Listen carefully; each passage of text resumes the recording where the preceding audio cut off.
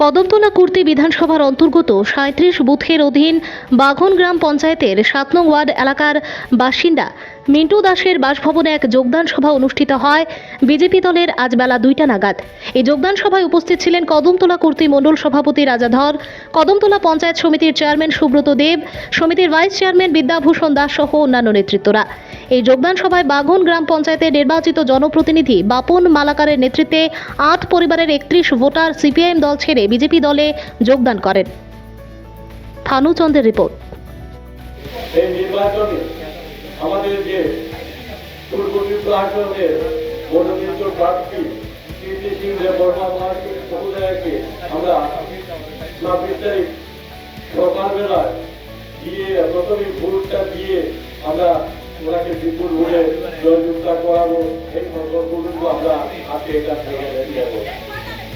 আমাদের ভারতীয় জনতা পার্টি, আমাদের মাননীয় প্রধানমন্ত্রী নরেন্দ্র মোদী যেভাবে দেশটাকে এগিয়ে নিয়ে যাওয়ার জন্য কাজ করছেন, আমরা চাই উনি আবার তৃতীয়বারের মতো আমাদের প্রধানমন্ত্রী যেভাবে উন্নয়ন করছেন গ্রামে গঞ্জে।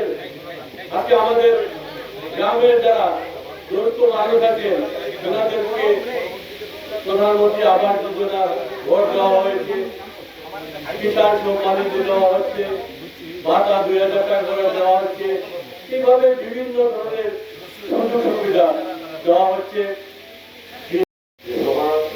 সমস্ত সভায় সম্মানিত সভাপতি আছেন, কদমতলা মন্ডলের অভিজ্ঞ মোর্চার মন্ডল সভাপতি সুভাষনাথ মহাশয় এবং গ্রামের বয়োজ্যেষ্ঠ গুরুজনেরা, মায়েরা, সবাইকে আমার আন্তরিক অভিনন্দন জানাই। আবার ক্ষমতায় আসে তাহলে আমাদের কিচ্ছু থাকবে না, তারা আমাদের স্বার্থে কাজ করবে না, শুধুমাত্র তারা তাদের নিজের চিন্তা করবে।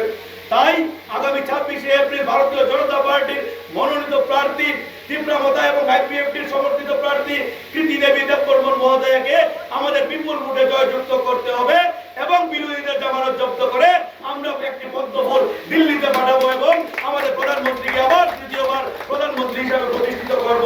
এই কামনা করে আমার সংক্ষিপ্ত আলোচনা এখানে শেষ করছি।